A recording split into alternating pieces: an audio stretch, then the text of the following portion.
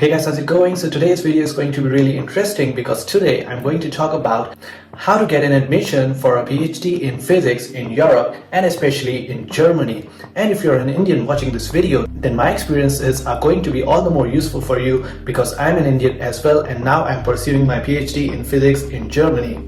So first of all, I like to give you a brief background about me.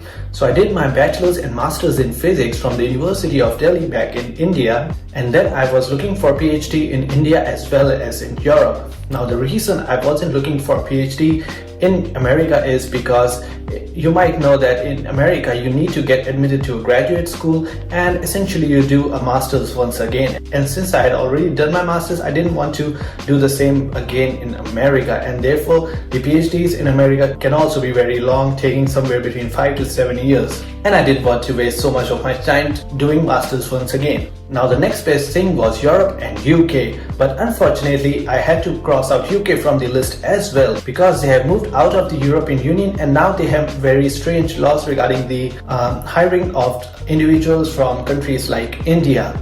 So the problem was that they have decided not to pay individuals coming from India. So for example, if you are a European and you want to get a PhD in Britain, that is okay, you will be paid your salary. However, if you're an Indian, then you will have to arrange your salary somehow by applying for some scholarships, fellowships, etc., which was not very easy for me. And that is why I then focused all my attention towards Europe. Now there are basically two ways in which you can apply for a PhD program in Europe.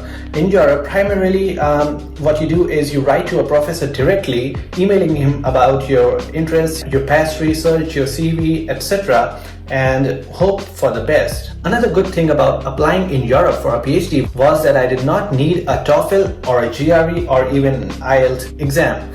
So basically, since the European countries are not primarily English speaking, they do not require you as well to have these certifications either. Now coming to the application portion, now the way to go about it for me was, what I did was I basically got down the rankings of the various universities from various websites and then just started shortlisting some professors that were relevant to my research interests. Sometimes I found some PhD positions that were advertised on these professors' websites, and you had to basically go through these portals and prepare an official application along with your CV, statement of purpose, motivation letter, and all this documentation, as well as some recommendation letters from your previous supervisors. However, when I did not find such a program being advertised on the website of the professor or the department, then I basically wrote an email to them. In the email, I basically wrote about my previous research experiences and how these research experiences were totally relevant with the work that they have been doing and were interested in.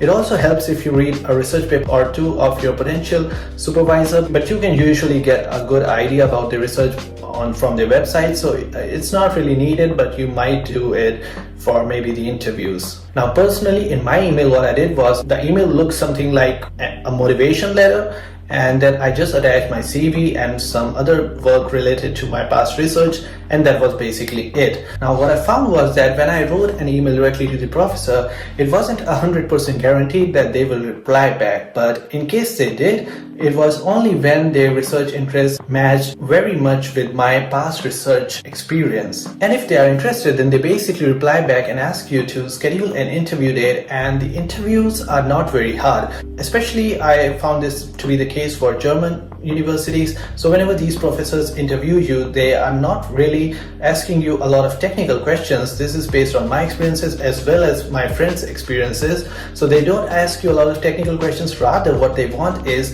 they want to see how motivated you are and how good your past research was. And if you do good in the interview, then they basically offer you the job. And one interesting thing about my experiences was that my supervisor didn't even ask for any recommendation letter. They offered me the job on the spot, and yeah, that was it. However, if you have applied to some PhD program which was advertised on the university website, then there are two problems that I basically noticed. That first of all, there are a lot of applicants, so basically the competition increases really a lot, and also you require a lot of documentation to be submitted. For example, you require a motivation letter, maybe a statement of purpose, a very nice looking CV, and that should adhere to their guidelines. So you cannot just use your previous CV and mail that in. Also, you may require recommendation letters and so on. So I found that writing to the professors directly was much better and a very common way to get a PhD in European universities, especially Germany. In addition, if you're Indian, then you can apply to German universities through the DART scholarship. So that might be very useful for you. So I'll recommend that you check that out as well. Now, finally, I would also like to mention some key differences between PhDs in America, India, and Europe. So if you get a PhD in India, then basically it goes on for something like 5 to 7 years, and within the first year or two you do some coursework, which is basically you attend some courses, you pass the exams and so on, and then you do the research. And the situation is very similar in America, where you do a master's in the first 2 years. However, in Europe you directly start your research. So when I came to Germany, I started my research straight away without attending any courses. However, it's not like you don't need to study at all, because you do need to attend at least one course during your PhD, which is not directly related to your subject, and then you just need to give a viva exam for this course with the lecturer teaching the course as well as your supervisor. Since you are not required to study a lot of courses during your PhD,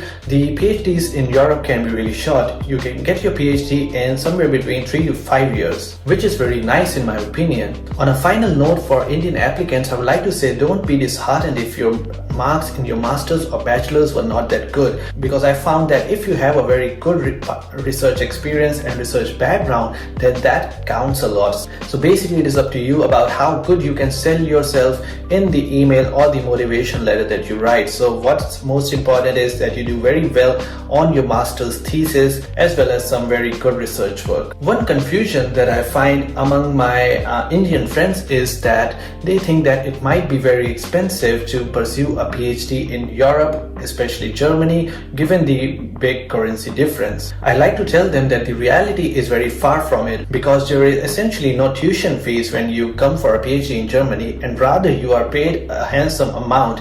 For example, there is something called a TVL13 position, and the PhD students are usually paid something between 50% to 75% of this. What this means is, depending on the city you are in Germany, you may get somewhere around 1275 euros if you come in the 50% bracket, which can go up to like 2000 euros, I believe. If you come to the 75% bracket, it can be even 2100 euros or something if you are in Berlin. So the salaries are very good. You don't need to pay any tuition fees. So even if you require, let's say, 1 lakh or 2 lakh Indian rupees to come to Germany, you can quickly earn that back within a month or two. So my advice would be, if it is money that is stopping you, then you may take a loan of 1 lakh or 2 lakhs at most. That is the most that you will need, and you will easily repay it by the end of 2 months. The transportation is really cheap, the apartments are okay-ish, the rents are reasonable, and you get a very good health insurance. So don't let bad marks or money hold you back in your pursuit of a PhD in Europe, especially Germany. So that is it. I hope you guys enjoyed this video. In case you did, then don't forget to hit the like button and subscribe to the channel for more videos like this. Thanks for watching and have a great day.